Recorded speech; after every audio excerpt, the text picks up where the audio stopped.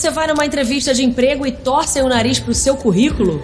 Vire o jogo com a Unopar. Aqui você aprende tudo o que precisa para enfrentar um mundo que não para de mudar. De um jeito inovador e exclusivo. Conte com a maior universidade do Brasil para se tornar um profissional completo. Unopar, para você virar o jogo.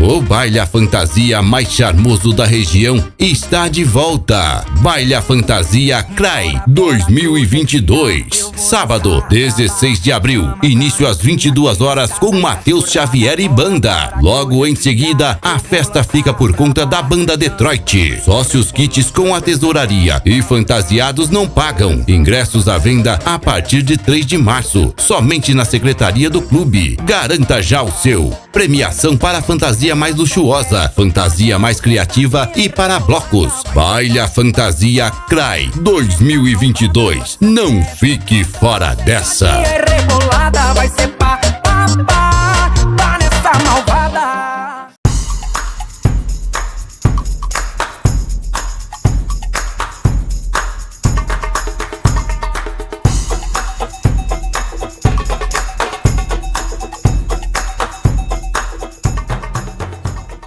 Olá você, grande abraço. Hoje é terça-feira é dia da gente conversar, bater um papo com quem tem argumentos, com quem tem conteúdo, com quem tem algo para falar, com quem sempre faz algo pela comunidade de Siqueira Campos. E nesta terça-feira o nosso convidado é ele, esse homem que todos conhecem, ou muita gente conhece, mas tem muita gente que conhece, mas não sabe quem é o Aloísio. Outros sabem quem é Aloísio, mas não conhece Aloísio Torres Guerra. É o papo que a gente vai ter nesta terça-feira e presta atenção que nós vamos apertar o Aloísio hoje aqui no programa. Antes disso, eu quero pedir duas coisas para você. Primeiro, se inscrever no canal, acionar o sininho para você receber sempre uma mensagem quando for pro ar algum tipo de programa. Segundo detalhe, qual é a sugestão que você tem para nos dar em termos de entrevistado? Quem que você gostaria de ver entrevistado aqui? Pode sugerir o entrevistado, inclusive mandar as perguntas para a gente. O Alessandro vai colocar aqui o WhatsApp da Mais TV para você mandar a sua mensagem, ou para mim, ou para o próprio Alessandro, ou então aqui você manda a sua mensagem sugerindo gente para a gente entrevistar, o assunto, e pode perguntar também, que a gente vai perguntar para o convidado. O outro detalhe importante é que na quarta-feira a gente tem o Palavra Aberta, um programa de opinião, toda quarta-feira, comandado pelo Elcio Júnior, com a presença, inclusive, do Aloísio, um dos convidados. E na segunda-feira, tudo sobre esporte. Então, se inscreva no canal da Mais TV, acione o sininho para receber a mensagem. E curta também na página e aqui no perfil Clarete Coutinho o programa de hoje e os programas.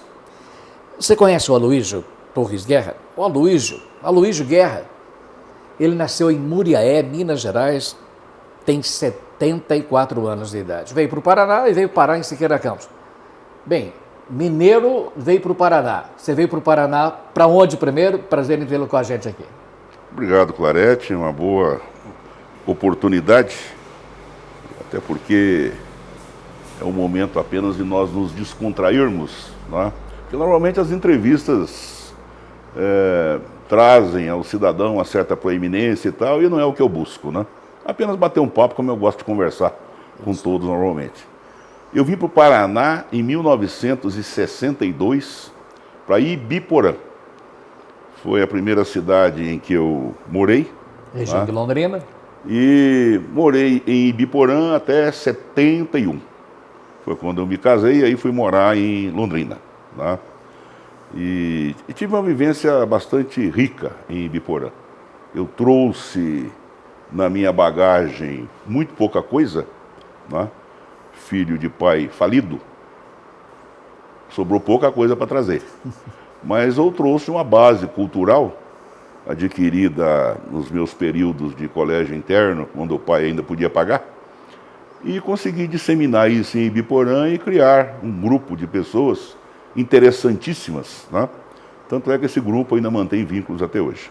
Mas isso é a minha vinda para o Paraná, ela se deu em razão disso, né? Com a mala velha amarrada com barbante, dinheiro para passagem e 2 sanduíches de mortadela, um no Rio de Janeiro e outro em São Paulo. Mas não fugi da Guerra do Paraguai, entendeu? Na verdade eu vim para estar junto com a minha família, né? E ajudá-los a tentar, pelo menos, digamos assim, resgatar moralmente uma situação que ficou bastante complexa com os problemas que meu pai teve. Você é empresário da área elétrica, né? Sempre foi assim? Começou nesta área ou você teve outras atividades?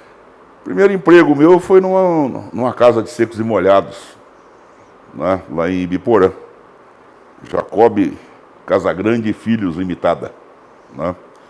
Como sempre fui muito industrioso, por pouco tempo que eu trabalhei lá, eu demonstrei sempre a minha dedicação, o meu trabalho, tanto é que com 14 para 15 anos de idade, no segundo mês eu fui promovido a um salário mínimo integral, né? Porque os veteranos que estavam lá, por exemplo, nunca tinham lembrado de limpar uma prateleira, de limpar um armazém. E naquela época, essas grandes vendas, né, tinham um movimento nos finais de mês, quando os patrões forneciam as ordens de compra para que os seus colonos e empregados fossem comprar na cidade. O restante do mês era atender a clientela local, então tinha muito tempo. E eu nunca gostei de perder tempo. Então eu ia limpar armazém, limpar prateleira, mudar as garrafas de lugar, e etc, etc. Isso foi visto pelo patrão e me promoveu. Você vê que interessante, né? Você falou que trouxe uma bagagem cultural lá de Minas Gerais, cultural dos seus pais. Você começou a entrevista falando proeminência. Você tem umas palavras difíceis, um linguajar alto, e que as pessoas às vezes não compreendem tecnicamente o que significa essas palavras. Falando em questão cultural, qual é a sua formação acadêmica? Você tem academia? Eu sou, digamos assim, alguém que passou pela vida aprendendo, né? Fiz muitos cursos técnicos na minha área de atuação, tá? E estudei alguma coisa de administração, sempre de maneira intensiva, porque eu nunca busquei a universalização do conhecimento, eu busquei o foco, o lado prático, né? O lado objetivo, aquilo que se pode usar, e não o conhecimento simplesmente por tê-lo e, na verdade, não ter onde aplicar, né? Então, em razão disso aí, e o meu período de estudante de colégio interno, uma escola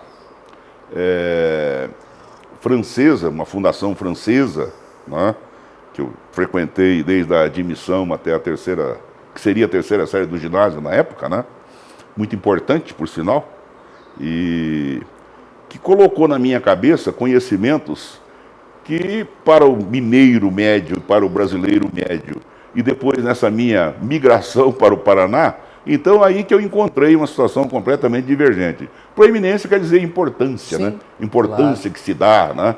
Eu não, eu sou espartano por natureza, entendeu? E minimalista. Olha só o que ele está falando, espartano e minimalista. Como é que é isso? O Clarete, são termos da nossa língua portuguesa, do nosso vernáculo, né? Quer dizer, então, eu vejo que hoje, inclusive, muitas pessoas buscam cursar uma faculdade, etc, né? Então, eu acredito que a cultura deve estar disseminada, a não ser que vão apenas passear e comer sanduíche e perder tempo, né? Mas eu não tenho outra maneira de falar, quer dizer, espartano é uma pessoa simples, né? Quem eram os espartanos, né?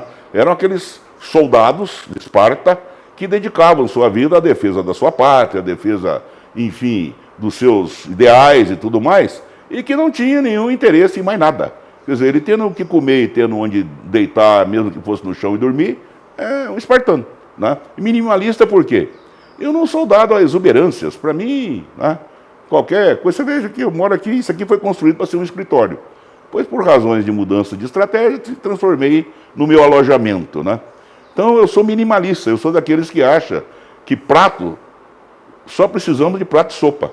Se você tendo um prato de sopa, você come tudo nele. Você come a sopa, come a comida sólida e até a sobremesa. Então não precisa de ter uma coleção de pratos. Você estudou no colégio interno, teve uma influência de uma escola francesa, tem uma vernacologia muito alta, quer dizer, fala o português muito correto, conhece bem a língua portuguesa. E aí o pessoal comentava que naquela época estudava, naquela época fazia terceiro, quarto ano, naquela época aprendia muito mais do que hoje o pessoal que vai até para a quinta, sexta série, até formação. Aliás, tem até professor que não sabe nem falar o português corretamente. Infelizmente. Antigamente era melhor do que hoje. Por que era melhor do que hoje? Veja bem, Clarete, hoje, quando você coloca um filho na escola, quando se coloca uma criança na escola, né, coloca na escola para ele passar um determinado tempo ali, frequentando cursos e tal, e dependendo da classe social da pessoa, muitas vezes está na escola por causa da merenda, isso e aquilo, não existe competitividade, né? A objetividade daquele período de aprendizado, ele acaba se perdendo, porque já coloca o foco naquilo que ele poderia ou poderá ser quando crescer, né? No meu tempo, desde o momento que eu entrei no primário, na escola primária, porque também não tinha nem pré-primário, nem jardim, nem isso, nem aquilo, essa parafernália toda que existe hoje, né, que, enfim, que são defeitos da nossa evolução e acabaram obrigando a se criar tudo isso para poder acolher as mães no mercado de trabalho, até porque o salário ínfimo e vergonhoso que se paga, apenas o pai de família trabalhando não consegue sustentar a família, né? Então o Estado acolhe as crianças, ou finge que acolhe, né, para que as mães possam ser liberadas para trabalhar. Mas no meu tempo, quer dizer, quando eu entrei no primeiro ano do primário, o que meu pai queria? Que eu aprendesse a ler, escrever e fazer as 4 operações aritméticas. Porque eu estaria preparado até para ser caixeiro de uma venda, ou trabalhar no estabelecimento comercial, ou, quiçá, ter um emprego que exigisse essa formação básica. Mas tinha que saber.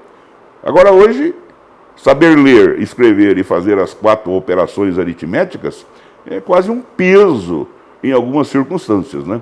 E aí criaram uma série de novas nomenclaturas, né, que eu não consigo entender nada do que estão falando ali, entendeu? Mas eu sei que é uma dificuldade danada para ler, né?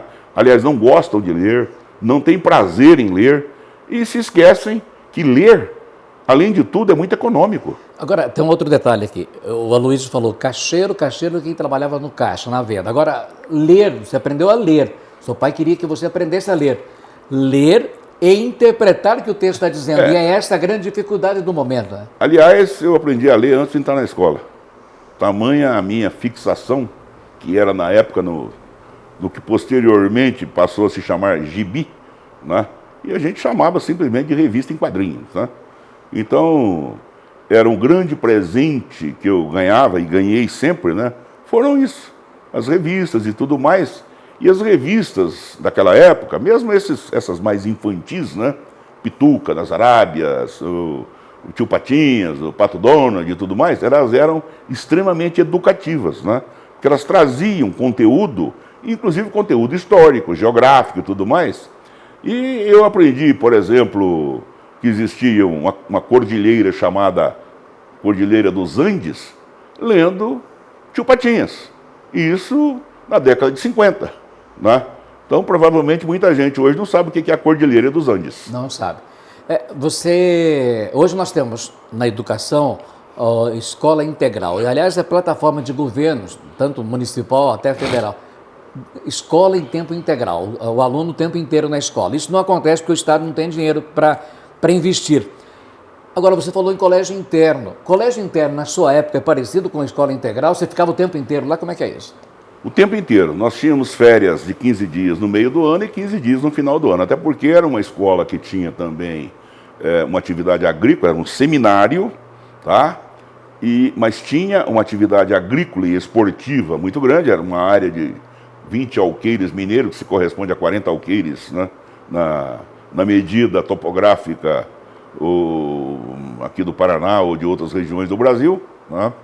E lá nós cuidávamos de produzir para o nosso sustento, para a comercialização e para as obras sociais do seminário, né? Então nós tínhamos de mel de abelha, mel de puríssima qualidade, do néctar das flores de jambo, entendeu? Até peixe, porco, galinha, ovos, leite, plantação de milho, arroz, feijão, e, enfim, tínhamos tudo.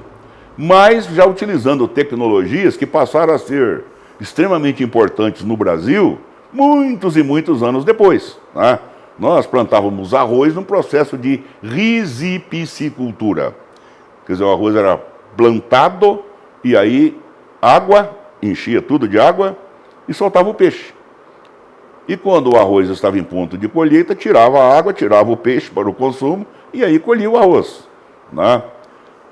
Os dejetos dos porcos, por exemplo, eles passavam por 2 processos de coleta, onde se coletava o sólido, que virava esterco, e a drenagem desse sólido, ela era sedimentada em outros tanques para extrair a ureia, entendeu? Quer dizer, então, processos, né? E isso tudo, como eu disse, né, é uma vivência extremamente importante, e eu sempre tive um defeito muito grande, ser curioso, né? Então eu passei a minha vida curiosando. Alguns amigos me chamavam de abelhudo. Eu era aquele que, se o mosquito passou, eu queria saber, é macho ou fêmea? Agora, voltando, falando dessa questão aí que você, lá no colégio interno, aprendia de tudo, inclusive com a natureza. Hoje as crianças estão na escola em tempo integral, muitas vezes os pais colocam porque eles precisam trabalhar. Outros para ter uma folga, porque a criançada é muito esperta, em casa dá um trabalho danado. Colégio interno tem a fama, vai para lá porque o filho dá muito trabalho para o pai, eu vou te internar no colégio. Você era aquele que dava trabalho para o seu pai? Ou a questão era opcional para aprendizar mesmo? Era uma opção, uma escola de qualidade, e quando eu fui para essa escola, a situação financeira e econômica do meu pai era outra, né? Então foi uma escolha, foi uma opção, e eu tinha naquele momento, como era muito normal em muitas crianças, né, que estavam começando a entender as realidades da vida, eu tinha vocação sacerdotal. Quer dizer, eu fui para lá estudar, mas o objetivo era ser padre. Eu queria ser missionário. Eu queria me formar, era uma fundação francesa ligada a uma entidade religiosa, os assuncionistas, que é como é que se fala hoje, quando você, enfim, era ligada a Roma, era uma entidade religiosa, os assuncionistas, uma congregação. 74 anos, você diz que eu falo palavras complicadas e alguns escapam, né? Era uma congregação religiosa, assuncionistas, que seguiam princípios filosóficos de Santo Agostinho. E, enfim, ali se estudava latim, grego, francês, história, geografia, né? Quer dizer, nós estávamos lá em 1960 e pouco, começo da década de 60, né? Ouvindo na Rádio Nacional do Rio o jogo da Copa do Mundo no Chile, mas sabendo onde era o Chile, né? E conhecendo, inclusive, Cordilheira. Entendeu? Que era no pé da cordilheira, aquela tripa que fica entre os Andes e o Oceano Pacífico, né? Entendeu? Então são coisas assim que me sustentam até hoje, né? Posteriormente eu estudei muita coisa, estudei técnica, hidráulica, eletricidade, técnica de eletricidade básica, né? Mecânica de solos, técnica de agrimensura, desenho técnico, enfim, eu fui buscando as ferramentas que me deram condições de trabalhar. Agora, antes da gente seguir, falando dessa questão do estudo, você não teve academia, você teve cursos técnicos, é isso? Não teve faculdade, teve cursos técnicos, é isso? Cursos técnicos e experiência, né? O trabalho é empírico, o trabalho na profissão já. Trabalhando e desenvolvendo, inclusive criando novas técnicas, né? Que acabaram sendo implementadas ao longo do tempo, entendeu? Mas como eu nunca fui egoísta, nunca me preocupei em registrar a patente daquilo que eu criei. Aí você veio para Ibiporã, depois para Londrina. Qual a primeira missão tua, o primeiro trabalho teu? Foi nessa área já ligada à eletricidade? Não, eu em Ibiporã trabalhei nessa casa de secos e molhados. Aí era um momento de uma crise muito grande pela qual passava o Paraná e nós em Ibiporã ouvíamos dizer que o sertão estava pegando fogo, quer dizer, muita seca, muito incêndio e tal, né? E meu pai, já com uma certa idade, com dificuldades até de um emprego razoável, no fim foi trabalhar de guarda noturno de uma máquina de café. Eu tinha irmãos mais novos, né? Então precisávamos todos trabalhar. E estando trabalhando neste emprego que eu tinha, surgiu a oportunidade de pegar uma empreita para construir cerca numa fazenda.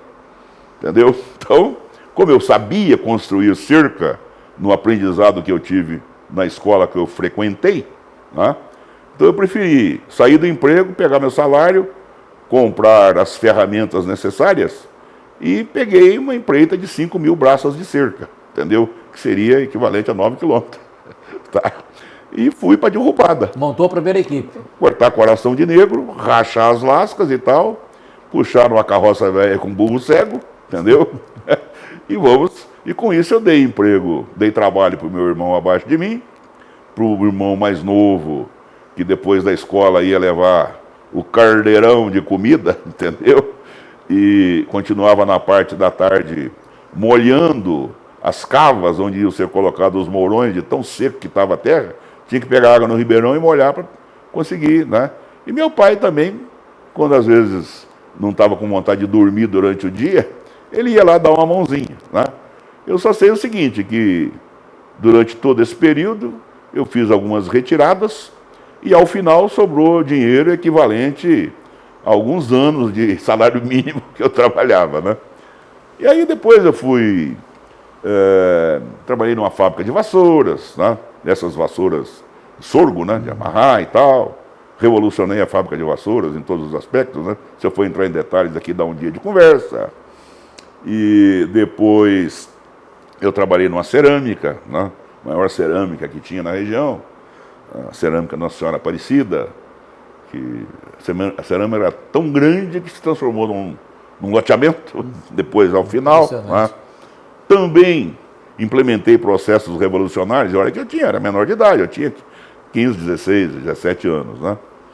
Aí quando eu fui prestar exame para o serviço militar, o tenente responsável pela junta de recrutamento, né, de Ibiporã me conheceu e, na verdade, me requisitou para ser secretário dele. Então, eu fui secretário da junta de serviço militar de Ibiporã durante um período. Depois, eu soube que tinha vagas no IBC, em Londrina. IBC, Instituto Brasileiro do Café. Né, vagas de faxineiro, né, e me submeti a um teste. E esse teste era escrever uma carta pedindo emprego. E eu perguntei para a moça que me atendeu, mas escreva manuscrito ou datilografado? O senhor sabe datilografia? Sei. Então pode ser datilografado. Aí eu fiz uma carta pedindo emprego. Aí o doutor Paulo Silva, que era chefe do departamento de pessoal, hoje chamariam de recursos humanos, né? Me pegou pelo braço e falou, vem comigo. Aí saímos do edifício Bosque, fomos na rua Sousa Naves, entramos num prédio lá, subimos uma escada, chegou perto de uma pessoa chamada Ricardo Daller, que era chefe do setor de classificação e prova, falou, Ricardo, o escriturário que você estava precisando está aqui. Eu falei, não, mas eu fiz teste para faxineiro. Ele falou, se todo escriturário passasse no teste como você passou, nós não teríamos faxineiro em lugar nenhum.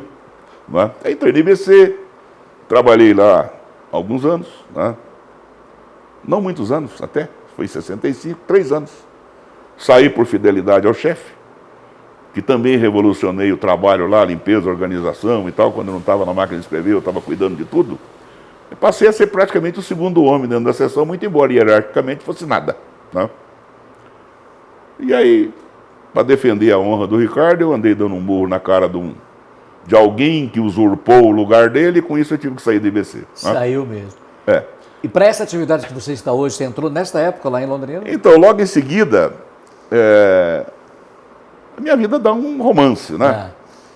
bati cabeça aqui e ali, tentei trabalhar numa cooperativa e tal, não deu certo, porque o diretor comercial era um ladrão, e ele me pôs no caixa e queria que eu fizesse cheques que não eram retiradas, digamos assim, né, institucionais, né? E também houve isso. E eu fiquei numa situação bem complicada. E tinha que cortar o cabelo, não tinha dinheiro para cortar o cabelo. Mas eu estava em Londrina e fui num salão do Joaquim, que cortou meu cabelo durante muito tempo, todo o tempo que eu estive lá, né? E lendo a Folha de Londrina, enquanto esperava todo mundo sair para eu pedir para ele cortar meu cabelo fiado, que eu estava com vergonha, né? Aí eu li que a SEMP estava selecionando o pessoal para o seu departamento técnico. SEMP, Sociedade Eletrotécnica Norte do Paraná, né? Falei, bom, a opção que eu tenho. Falei com o Joaquim cortou meu cabelo e eu fui na SEMP. Me inscrevi, né? Fiz o teste seletivo, passei. Fui para um estágio de 90 dias, eram 30 candidatos, passamos 5. Eu passei. O estágio de 90 dias para escolher 2 entre 5. Eu fui escolhido. E aí fui mandado fazer estágio na SEMP, dentro de uma série de coisas, e estudar eletricidade básica e hidráulica no Senai à noite, né? E assim começou. Aí surgiu antes da Poel era uma outra empresa. Ah, sim, mas aí, né, aí daí foi uma evolução, fui gerente de produção da Orpel durante muitos anos, né? Tudo na área Tudo na área de construções elétricas. A sua primeira empresa antes de... Foi a Eletroservice. Eletroservice. Servix de serviço. Servix de serviço. E depois virou Poel. Em 2006 eu passei por um trauma meio complicado, né? Onde eu tive, enfim, alguns prognósticos até de paraplegia, em razão de um problema na coluna que eu toreei por uns 20 anos, né? E em razão disso quis dar uma ajeitada nas coisas, né? E aí a situação estava meio complicada, aí veio filho, veio genro, veio todo mundo ali para ajudar e tudo mais. E daí a Poel já era uma empresa que existia em Londrina, nossa, voltada só para o setor de projetos, né? E então passamos tudo para a Poel, reorganizamos as coisas e recomeçamos. E eu fiquei de fora. Hoje, na verdade, eu sou meio um poderoso chefão, mas só falta plantar uma lavoura de tomate e morrer dentro dela, né? Mas o resto... Nós vamos fazer o nosso intervalo, Luiz. O resto você vai contar daqui a pouco. Você falou revolucionário. É algo para a gente pensar revolucionário. O que quer dizer isso? Como é que foi o desembarque do Aloysio aqui? Como é que ele embarcou na política? Como é que ele vê a política hoje? A gente vai tratar disso daqui a pouquinho no nosso segundo bloco. Porque agora a gente vai tomar um cafezinho, tomar uma água, nós vamos para o intervalo. Enquanto isso, eu queria pedir para você 2 coisas de novo. Se inscrever no canal da Mais TV no YouTube, acionar o sininho para receber mensagem aí quando a gente entrar no ar. E você sugerir para a gente quem que você gostaria de ver sendo entrevistado. E além de sugerir o entrevistado, se você quiser, pode mandar também a sugestão de perguntas para eles. Então, toma o seu café, toma a sua água, a gente volta já depois do intervalo.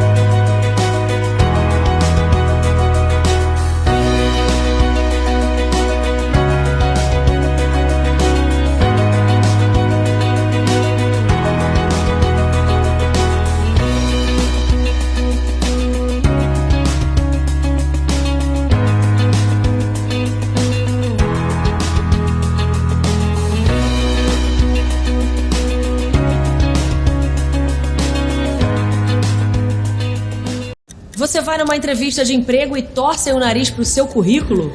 Vire o jogo com a Unopar.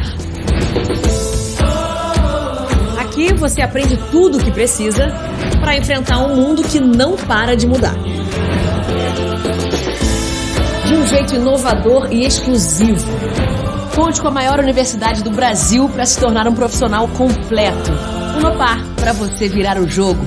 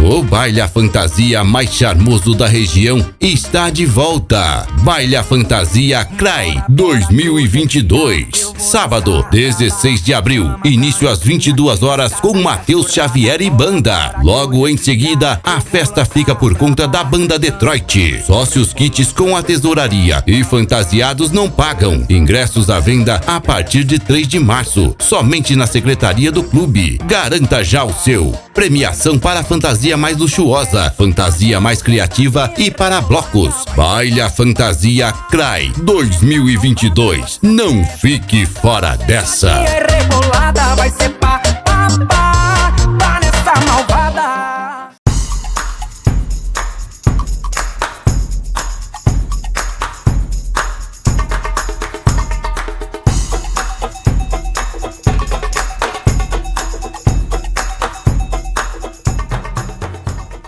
Estamos de volta, senhoras e senhores, nesta terça-feira.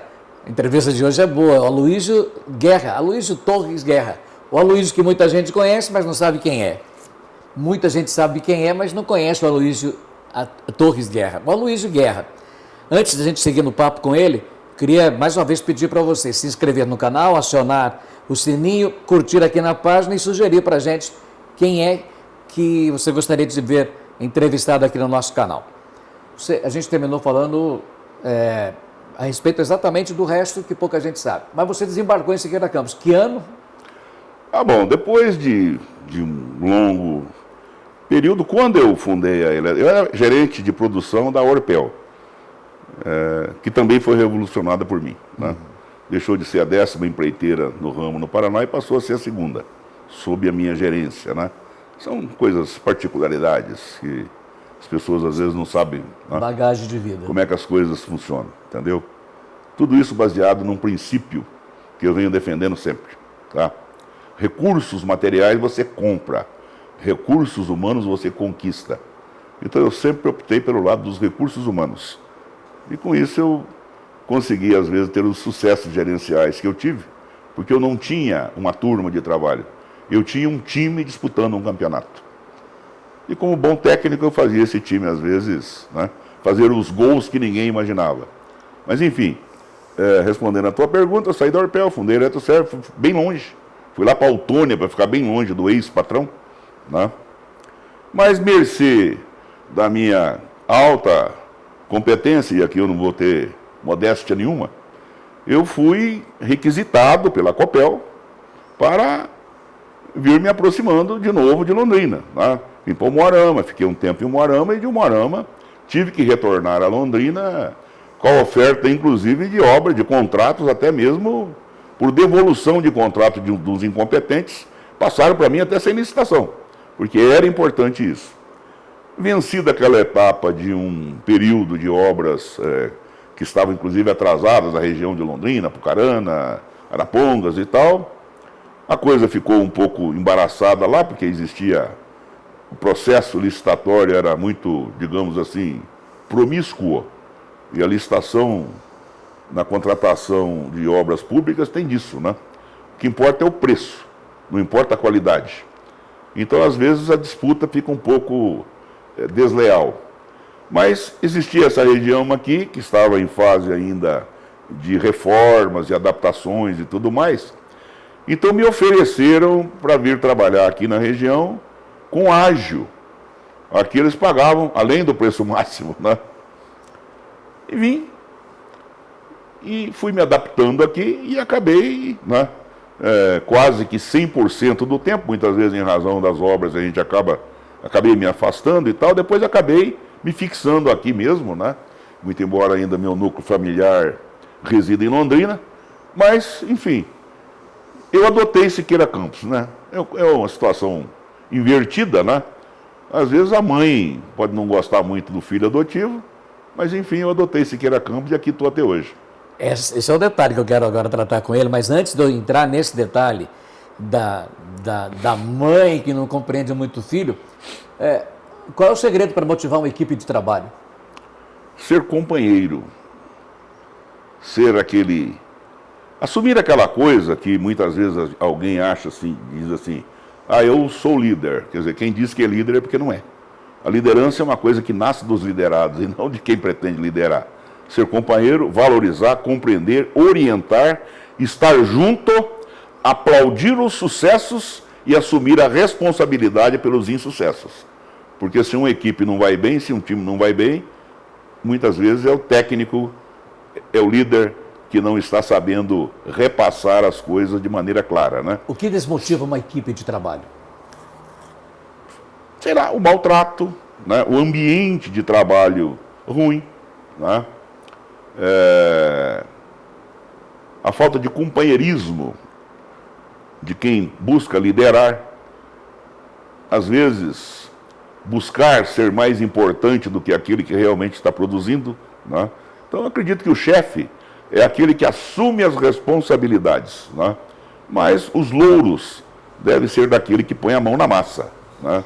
Então, esse é um assunto para eu valorizo muito o pessoal e busco estar junto, né? Nunca busquei comer uma comida boa, enquanto a marmita daquele que trabalhava para mim era uma comida ruim. Eu sempre tirei a minha marmita da mesma caixa e sempre tomei água no mesmo garrafão. Isso é uma questão de comportamento, é um assunto para a gente ser tratado aqui, é um assunto para ser tratado aqui com empresário, que é patrão, e com trabalhador, que é empregado. Isso é muito importante. Tá bom, você falou uma frase que chamou a atenção. Você adotou Siqueira Campos, você é o filho que adotou a mãe. Aí, falando do embarque político, você tentou se candidatou a prefeito e por 3 vezes não foi eleito. Você entende o quê? E quando as pessoas falam no Aloysio, gostam do Aloysio, o Aloysio faz tanta coisa, não fala muito o que faz, mas as pessoas que sabem que você faz. Faz bem para a comunidade e faz a diferença. Sinceramente, como é que você se sente, Aloysio? Eu? Decepcionado, não por mim, porque eu não perdi nada. Perderam aqueles que não me escolheram. Quais as razões? Entre tantas, eu encontro uma que está muito presente na mente das pessoas: medo. Medo em razão de um paradigma que foi implementado aqui, colocado na cabeça das pessoas, enfim, onde elas... Por que tem medo do Aloysio? Quem tem medo do Porque, Aloysio? veja bem, eu sempre tive um caráter forte, firme, entendeu? Não sou dado a dissimulações, não sou dado a mentiras para agradar quem quer que seja, tá? E aqui criou-se o mito que o poder público faz tudo, né? Então o transporte é dado, o não sei o que é dado, os grandes empresários que cresceram às custas do município, né, ameaçavam ir embora, né? Não, se fulano ganhar, vou embora, eu vou para Paraíba, eu vou não sei para onde. Quer dizer, e as pessoas que já vinham dentro dessa cultura acabaram ficando sem opções, né? O mito que, Siqueira Campos não tem vocação agrícola, né? Aquele velho estigma do ramal da fome. Quer dizer, e tudo isso foi criando na mentalidade das pessoas, na verdade, uma verdadeira lavagem cerebral, né? E era bastante difícil você reverter isso aí, né? Primeiro pleito, porque tudo isso, na verdade, ele teve um momento antecessor. Quer dizer, eu não cheguei assim e disse, sou candidato a prefeito. Não aconteceu isso. Não, na verdade, eu nunca tinha essas aspirações, né? Eu cheguei aqui em 1990, já estive aqui em 82, executei algumas obras, depois voltei nesse período já com o meu próprio negócio em 90, né? Conheci o prefeito. Pois é. Antes de você seguir nisso, eu queria fazer um outro questionamento. Você não foi eleito prefeito, mas foi eleito vereador por 2 vezes. Uma vez. Uma vez, né? Só.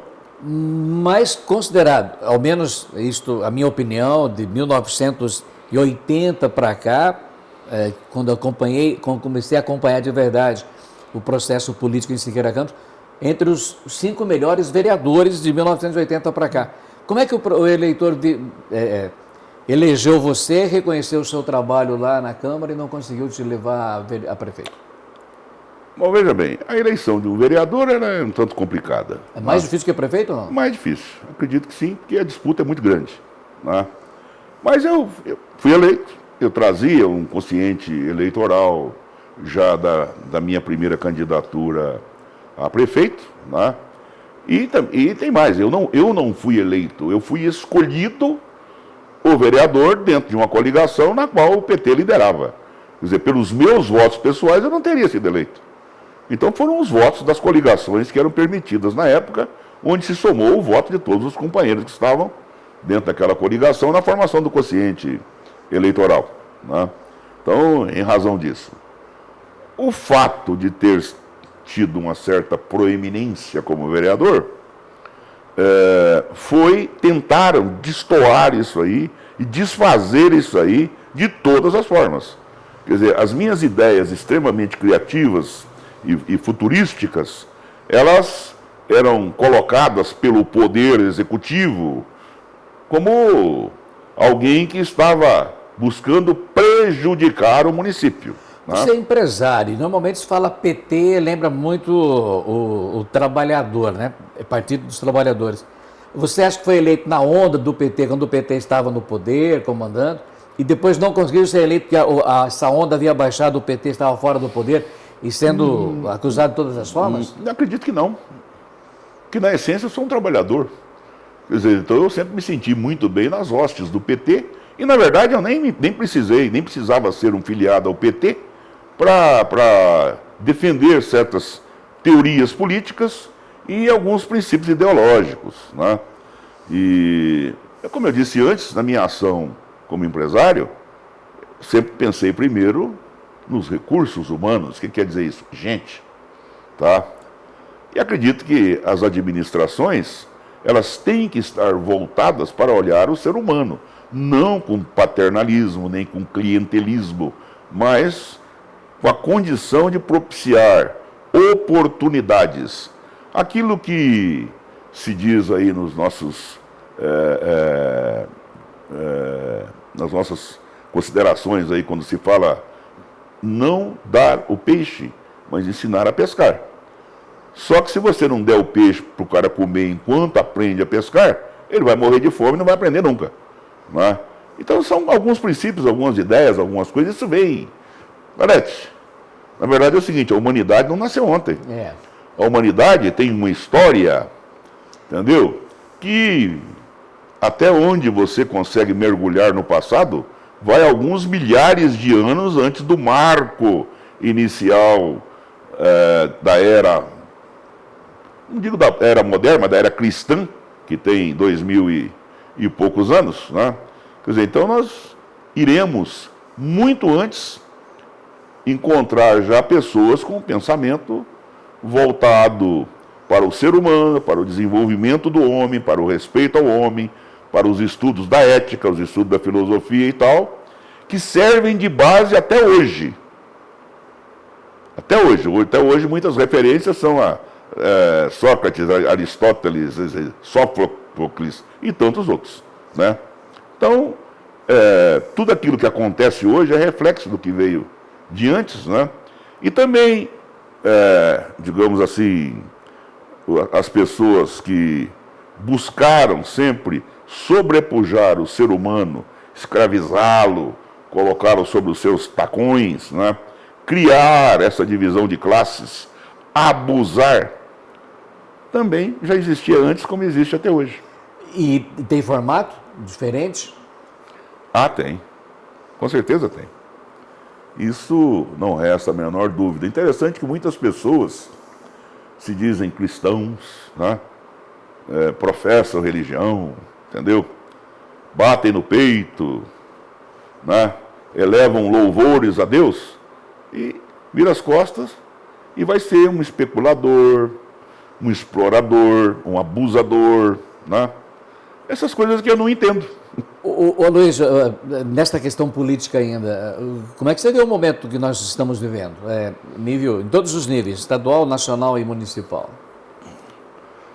Bom, o momento municipal, ele é uma incógnita. É de transição ou não? Não sei se ele é de transição, pode até ser de transição, para pior. Tá? Mas é uma incógnita.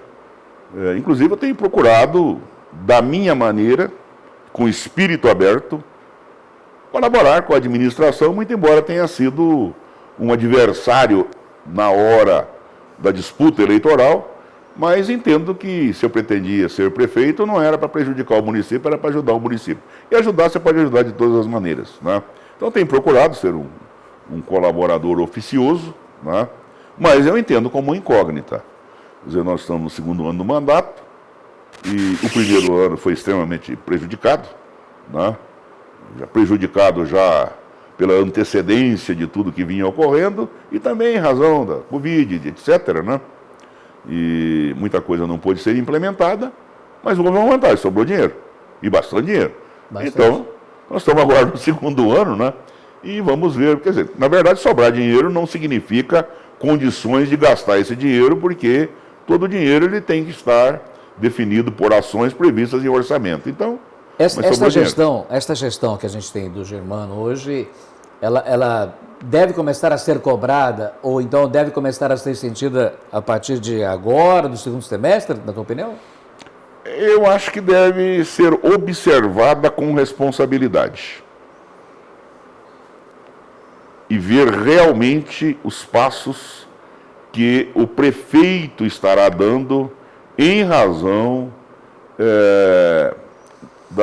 dos acertos políticos ou eleitoreiros que ele fez, em razão das alianças e tudo mais, né? Eu imagino que ele é muito tolhido nas suas decisões. É minha maneira de ver, né? Porque muitas vezes defende-se interesses pessoais e particulares e não o interesse público e coletivo, né? Isso nós estamos vendo hoje, acontecendo aqui na cidade, né? Então, é necessário ter muita coragem para que você consiga exercer plenamente aquela autoridade que foi otorgada pelo voto. Hoje, a estrutura administrativa são 6 secretários que o município tem. O prefeito tem que ter compromisso com o secretário ou com a comunidade? Se um secretário não está conseguindo administrar corretamente, deve ser trocado, na tua opinião? Bom, isso em qualquer circunstância, né? E em qualquer estrutura administrativa, né? Agora, porque não é cargo de confiança, não é comissionado. Tudo bem, né? Mas quem decide isso é o prefeito, né? Quem decide isso é o prefeito. Talvez a comunidade poderia, digamos assim, gestionar para que tais situações ocorressem, né? Mas acredito que a administração como um todo, ela se arrasta em razão dos problemas que vieram anteriormente e muitas vezes induz-se ao erro ou induz-se ao não atingimento do resultado em razão dessas tais alianças que eu me referi, né? Estado. Como é que você vê a questão do Estado? Eu não vejo, eu vejo que o nosso governador, ele é muito submisso aos interesses corporativos das grandes empresas, né? E muitas vezes o que se fala não é o que se faz, mas a propaganda, infelizmente, é o que acaba calando na cabeça das pessoas. Haja vista a questão do fechamento das praças de pedágio, né? Quer dizer, isso é uma maneira de dissimular de forma vergonhosa, entendeu? O perdão tácito que foi dado às concessionárias que não cumpriram nem 50% dos seus contratos, né? Que engordaram em bilhões os seus cofres, e agora simplesmente vem com essa história, não, porteira aberta. Mas não cumpriram aquilo que estava acordado no contrato, e qualquer um que tenha guardado ainda conhece qual é o mapa do nosso anel rodoviário. A né? porteira vai se abrir e vai se abrir de forma mais forte a partir das eleições? Clarete, isso nós temos que ver. Vamos ver o que de fato vai acontecer, mas nem aquilo que foi prometido para esse período de transição não está sendo cumprido. Nível nacional. Olha, eu sou filiado ao PT, eu voto no Lula muito antes de ser filiado a um partido político, tá? Entendo que a administração do PT foi a única que realmente entendeu o Brasil, mas que, infelizmente, em razão das injunções que são próprias desse sistema de governo onde você tem que buscar fazer alianças para conseguir governar, a tal da governabilidade, né? As coisas às vezes acabam se destoando e, como nós estamos sempre sob forças, se fosse Jânio Quadro, estaria dizendo forças ocultas, né?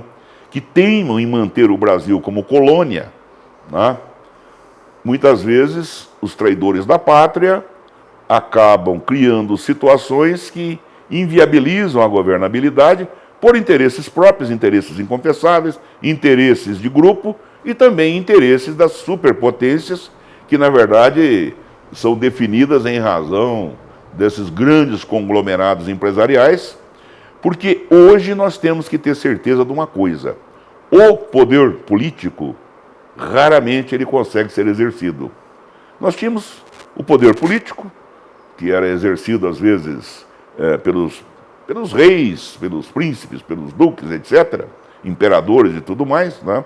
Onde criava-se uma política própria que muitas vezes não era bem a democracia, mas que era uma forma de política. Tínhamos o poder religioso e tínhamos o poder econômico paralelo a isso aí, né? Bom, o poder político se submeteu ao poder econômico e o poder religioso também. Quer dizer, hoje o mercantilismo da religiosidade ele está patente praticamente em todas as confissões, né? Tanto é que os fiéis se transformaram em clientes. E no poder político a coisa também tendeu para o mesmo caso, haja visto a situação de Siqueira Campos, né? Se nós formos detalhar e pormenorizar, eu sei que vocês da imprensa têm medo de botar o dedo na ferida, né? Mas eu não tenho, entendeu? Nós vivemos aqui numa situação onde existe uma escravidão consentida, tá? Fruto do abuso do poder econômico, tá? Com a colaboração das administrações, que nunca conseguiram se colocar com a sua autoridade e sempre se submeteram às chantagens, às exigências, às dissimulações, e muitas vezes o dinheiro público foi desviado para atender interesses inconfessáveis e o povo ficou olhando, nem mesmo entendeu o que estava acontecendo, porque existem fatores que levam a esse desconhecimento. As pessoas, normalmente, trabalham a semana inteira na luta para ganhar o pão de cada dia, entendeu? Às vezes vai pescar um peixinho, assistir um futebol, fazer um churrasquinho no fim de semana. Naquele momento, eles discutem política, discutem tudo. Quando é na segunda-feira, volta para a sua vidinha medíocre e vai lutar. E acaba não enxergando que muita coisa foi feita aqui no município e tudo isso foi dissimulado, foi descaracterizado, entendeu? Para atender interesses particulares. E o povo conseguiu simplesmente perder a sua condição de ter o seu poder, aquele poder que ele delegou, sendo exercido em seu nome. Para a gente fechar, o que você espera das eleições deste ano? Eu espero que o Lula seja eleito presidente da República, o Requião seja eleito governador do Paraná, entendeu? E Você acha que o Lula, depois de tudo que passou, que enfrentou, ele foi acusado, foi condenado, não foi absolvido, mas a forma como ele foi condenado foi errado, segundo entendeu o Supremo Tribunal Federal. Como é que você acha que vai ser esse embate, Luiz? Olha, eu acho que o embate vai ser colocado dentro de um histórico enxergado pelo povo e não pelas elites, tá? Porque é difícil de colocar isso aí, nós teríamos que ter horas para debater isso, entendeu? Resumidamente? Resumidamente é o seguinte, se a coisa continuasse como estava, entendeu? O povo brasileiro ia conseguir trilhando um caminho de progresso, tá? E nós conseguiríamos, em algum momento, ter realmente uma sociedade que fosse representada pela maioria da sua população. E não simplesmente por uma minoria que visa exclusivamente buscar colher interesses. Agora, se você analisar isso de uma maneira isenta, tá? Você vai enxergar com clareza, entendeu? Na campanha de 2014, o coordenador econômico do Aécio Neves dizia, não, nós temos que disciplinar os salários. Os salários no Brasil, eles são inflacionários. Agora eu te pergunto o seguinte, nós vivemos um momento hoje, tá? Onde o preço da nossa gasolina, tá?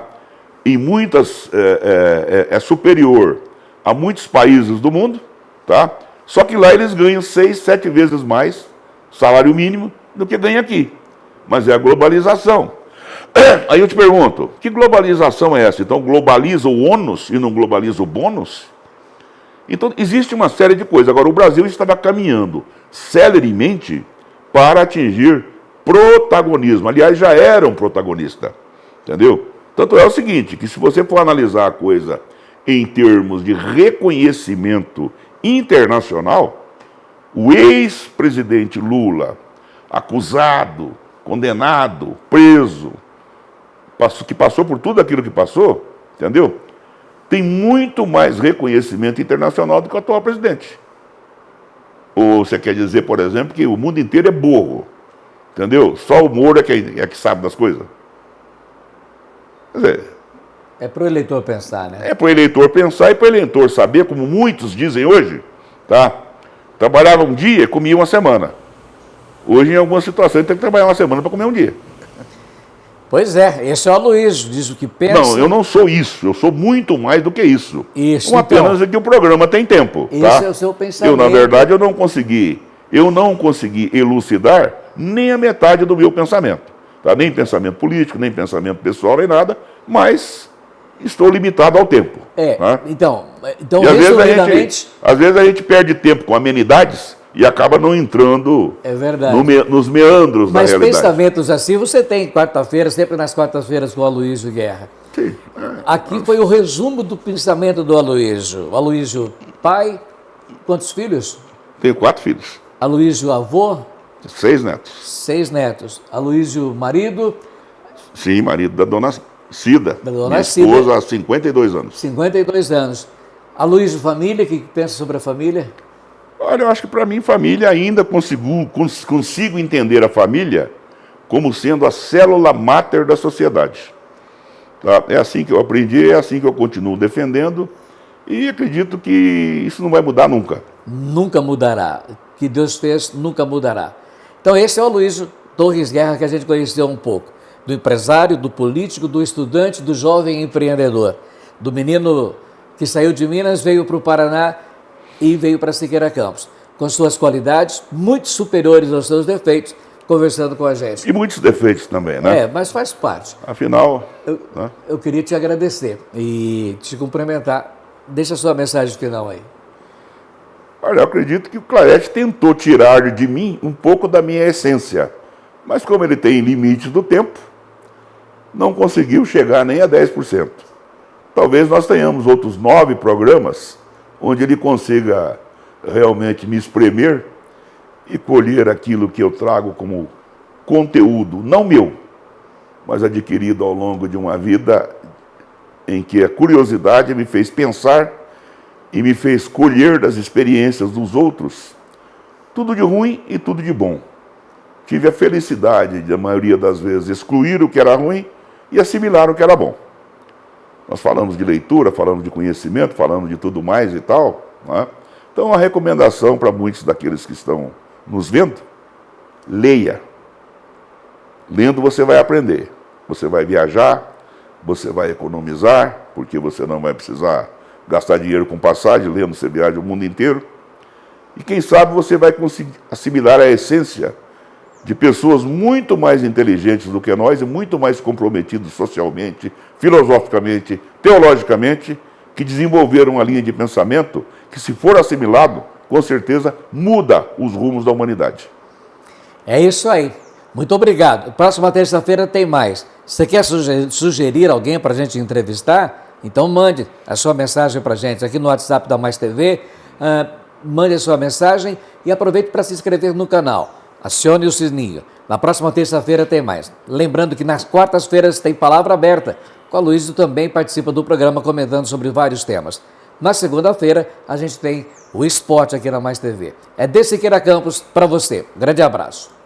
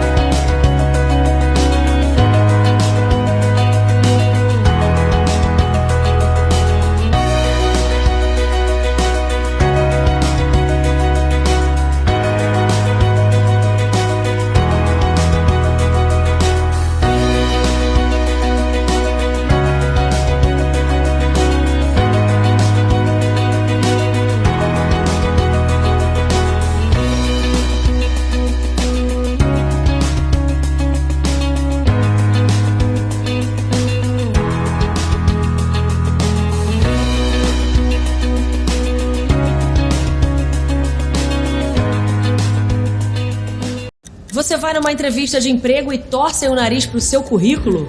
Vire o jogo com a Unopar. Aqui você aprende tudo o que precisa para enfrentar um mundo que não para de mudar. De um jeito inovador e exclusivo. Conte com a maior universidade do Brasil para se tornar um profissional completo. Unopar, para você virar o jogo.